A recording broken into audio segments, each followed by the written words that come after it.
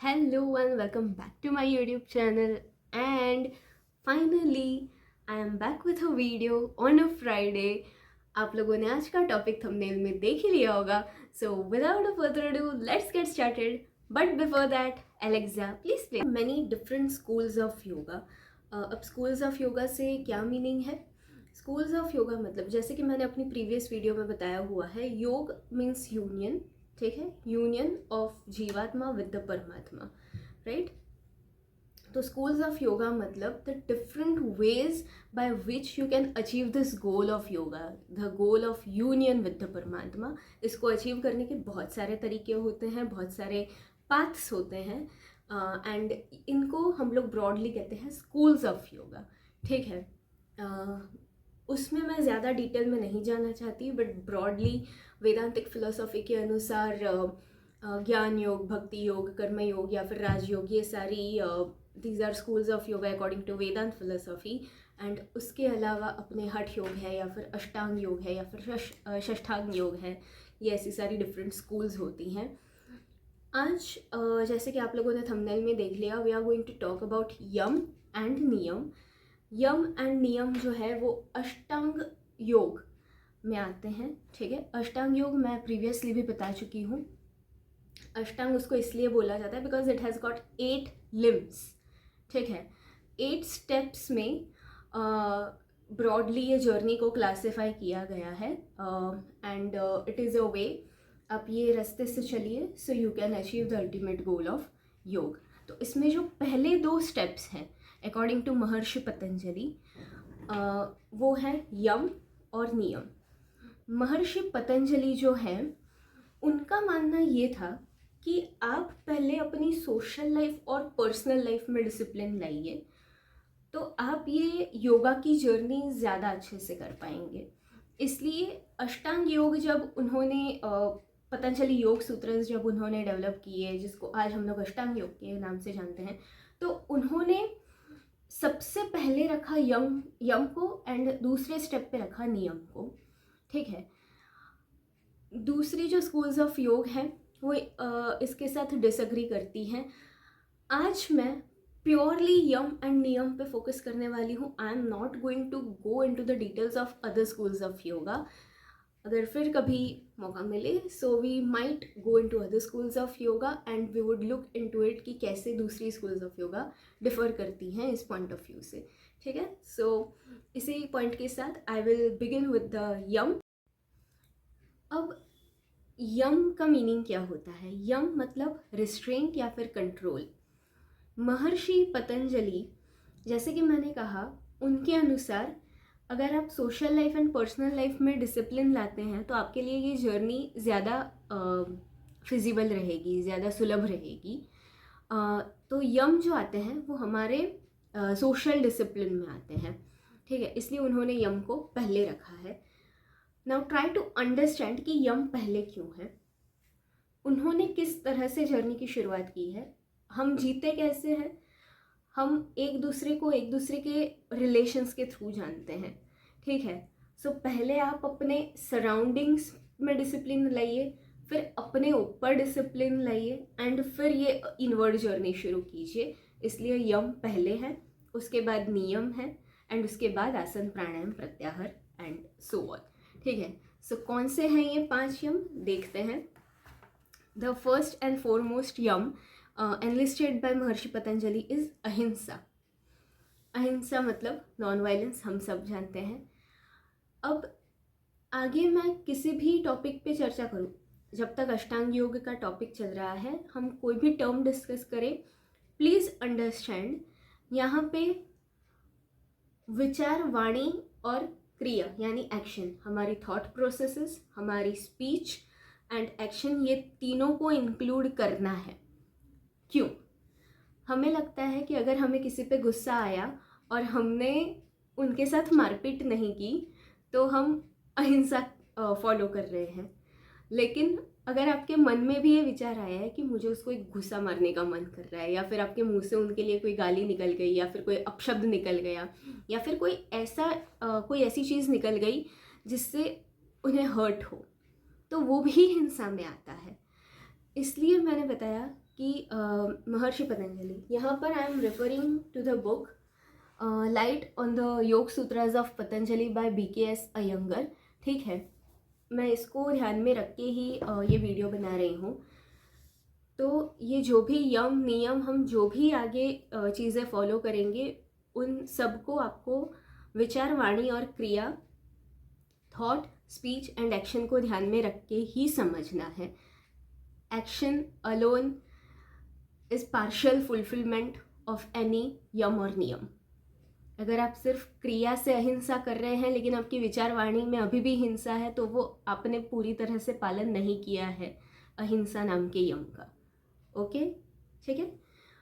सो जब आप योग जर्नी शुरू कर रहे हैं एंड अगर आपने सोच लिया कि आपको अष्टांग योग फॉलो करना है, आपने यम फॉलो करने शुरू किए, you referred to the book and आपने देखा कि पहला यम है यहाँ पे अहिंसा, तो आपने सोचा कि हाँ, हम किसी की मारपीट नहीं करेंगे। वेरी गुड, बहुत अच्छी बात है कि आप फिजिकली किसी को हार्म नहीं कर रहे हैं। ना सिर्फ इंसानों को, किसी भी लिविंग बीइंग को आप अगर चोट नहीं पहुंचा रहे हैं, बहुत अच्छी बात है। ध्यान रखिए, विचार वाणी में भी हिंसा नहीं होनी चाहिए। Okay, so that was about अहिंसा। सेकंड यम इज सत्य। जैसे मैंने कहा है कि योग is the journey inwards, that is the reason जब मैंने यम की शुरुआत की, मैंने बताया कि महर्षि पतंजलि ने सबसे पहले सोशल डिसिप्लिन क्यों रखा है। तो मैंने बताया कि पहले आप अपने सराउंडिंग्स को क्लियर कीजिए and then slowly and gradually you go inwards. तो सत्य हम लोग बचपन से सीखते आ रहे हैं, honesty is the best policy. हमें किसी से भी झूठ नहीं बोलना चाहिए, चाहे वो हमारे वर्क प्लेस पर हो, हमारे स्कूल लाइफ में कभी कहीं हो, या अपने घर में हो, अपने पार्टनर हो या फ्रेंड्स हो, फैमिली हो, कोई भी हो, हमें किसी से झूठ नहीं बोलना है। इसमें आप भी इंक्लूडेड हैं, ठीक है। बिकॉज योग इज़ द जर्नी इनवर्ड्स, आपको अपने आप से भी झूठ नहीं बोलना है। अगर कहीं पे आपको लगे कि आपके मन में कोई विचार आया, कोई इमोशन आया, लेकिन किसी ने आपसे कुछ पूछा कि आपको क्या लग रहा है, एंड आपको लगा कि अगर हमने सच बोल दिया तो ये हमारे बारे में क्या सोचेंगे या फिर उनको बुरा लग जाएगा, इसलिए आपने उनको नहीं बताया कि आप क्या सोच रहे हैं। ठीक है, अब अगर आपको लगता है कि आपके कुछ बोलने से सामने वाला हर्ट हो रहा है, इसलिए आपने अहिंसा के यम को ध्यान में रखते हुए उन्हें कुछ नहीं बताया, तो भी आपको इस बात का ध्यान रखना है कि आपको खुद को अपनी फीलिंग एक्नॉलेज करनी है।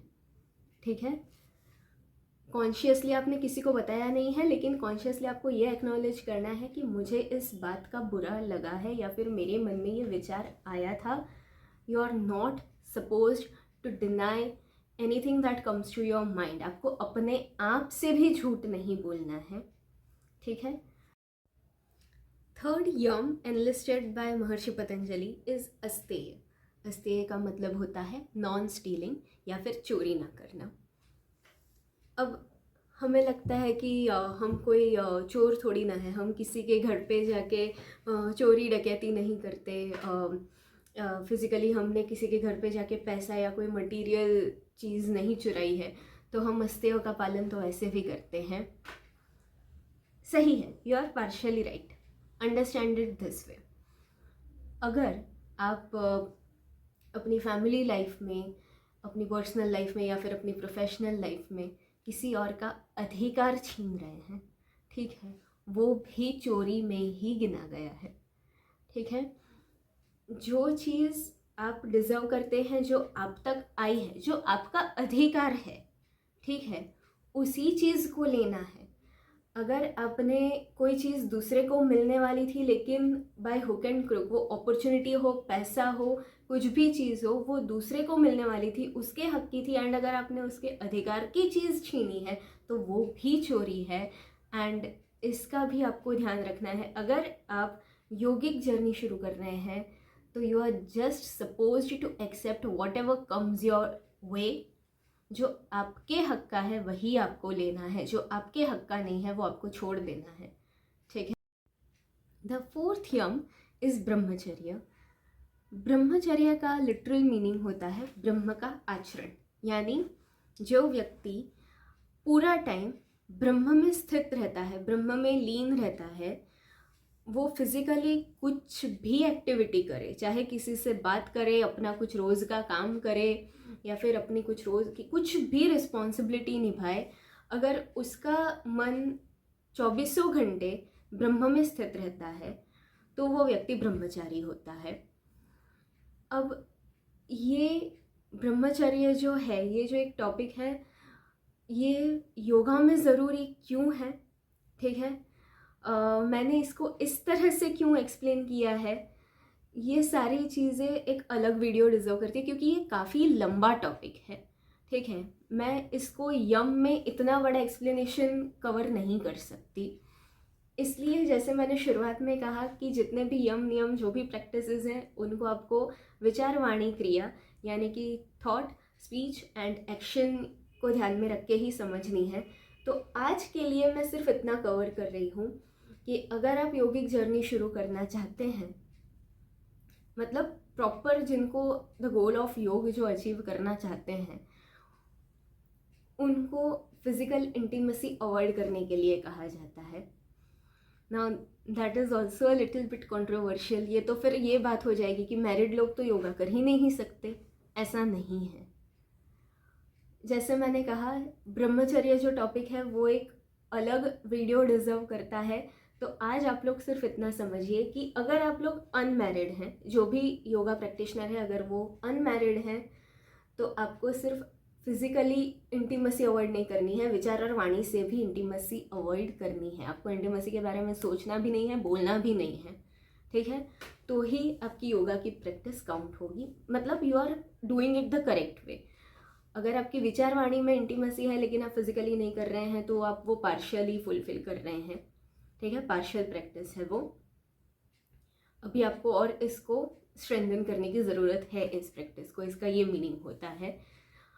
अब मैरिड लोग क्या कर सकते हैं, जिनको योगा और स्पिरिचुअलिटी में इंटरेस्ट है वो लोग क्या कर सकते हैं, इसके लिए अलग वीडियो में ब्रह्मचर्य संन्यास इस टॉपिक पर मैं लेकर आऊँगी, लेकिन अभी के लिए आप लोग सिर्फ इसको इस लेवल तक ही समझिए। और उस वीडियो में मैं ये भी कवर करूँगी कि क्यों 5 यम में महर्षि पतंजलि ने इस प्रैक्टिस को रखा है, ठीक है। तो again I am repeatedly telling this, अभी के लिए आप लोग सिर्फ इतना समझिए कि अगर आप अनमैरिड हैं तो विचार वाणी और क्रिया से इंटीमेसी अवॉइड कीजिए। मैरिड लोगों के लिए अलग से वीडियो में ज़रूर बनाऊंगी। The fifth and the last yama is aparigraha. अपरिग्रह का क्या मीनिंग है? बिन ज़रूरत की चीज़ें जमा ना करना, ठीक है, नॉन होर्डिंग। अब ये यहाँ पे क्यों रखा गया है? क्या होता है ना, हम अपने रूटीन लाइफ में we have many insecurities and fears and they are valid, उसमें कुछ गलत नहीं है, नेचुरल सी चीज़ है। अगर आज आप जॉब कर रहे हैं, आज आप कुछ कमा रहे हैं, तो आज आपके पास पैसा है, नेचुरली आपको ये विचार आएगा कि आज मेरे पास पैसा है, कल के लिए मेरे पास है क्या, मैं कल कैसे सर्वाइव करूँगी या करूँगा, ये विचार आना बिल्कुल नेचुरल है, ठीक है। तो उसके लिए महर्षि पतंजलि का ये कहना है कि आपको अपने सर्वाइवल के लिए, अपने परिवार के सर्वाइवल के लिए, जो जो भी लोग आपके आश्रित हैं, जो भी किसी भी चीज़ के लिए आप पर डिपेंडेंट हैं, उनको जो चीज़ चाहिए उतनी ही आप अपने पास रखिए, उससे एक्स्ट्रा नहीं रखना है। क्या होता है ना, हम अपनी फियर एंड इनसिक्योरिटीज़ की वजह से होर्डिंग शुरू करते हैं। होर्डिंग का क्या मीनिंग होता है? To be on the safe side हम एक्स्ट्रा ले लेते हैं। अगर हमारा 4 चीज़ों से काम चलने वाला है तो भी हम 5-6 चीज़ें रखेंगे, इसको होर्डिंग कहते हैं। तो महर्षि पतंजलि का कहना है कि आप एक्स्ट्रा चीज़ें होर्ड ना कीजिए, अननेसेसरी चीज़ें होर्ड ना कीजिए। अगर किसी वस्तु की 4 पीस आपके लिए, 4 पीस में आपका काम हो जाएगा तो उतना ही रखिए, फिर 5-6 जमा मत कीजिए। So that was all about the 5 yamas enlisted by Maharishi Patanjali, ठीक है। इसके साथ आज की वीडियो में एंड कर रही हूँ। मेरा कहीं ना कहीं ये था कि मैं यम नियम दोनों कवर करूं, पर मुझे लग रहा है वीडियो ज़्यादा लंबी हो जाएगी, इसलिए आज मैं यम पर ख़त्म कर रही हूँ। एंड बाकी तो आप लोगों को पता ही है, अगर आप लोगों को वीडियो पसंद आती है तो लाइक, शेयर, कमेंट, सब्सक्राइब जो भी आपको ठीक लगे मुझे बताइए। एंड ऑल्सो मुझे ये बताइए कि मैंने जो ब्रह्मचर्य संन्यास वाले वीडियो की बात की थी वो भी आपको चाहिए, वो एक्चुअली लानी भी पड़ेगी, आई नो दैट, पर फिर भी मुझे कमेंट सेक्शन में बताइए कि मैं उसको अष्टांग सीरीज़ को मैं इंटरप्ट करके पहले वो बना दूँ या फिर अष्टांग सीरीज़ को पूरी करने के बाद मैं वो वीडियो बनाऊँ, वो मुझे कमेंट सेक्शन में ज़रूर बताइए, ठीक है। That was it for today's video. I will see you guys now on Tuesday. तब तक के लिए bye bye and take care.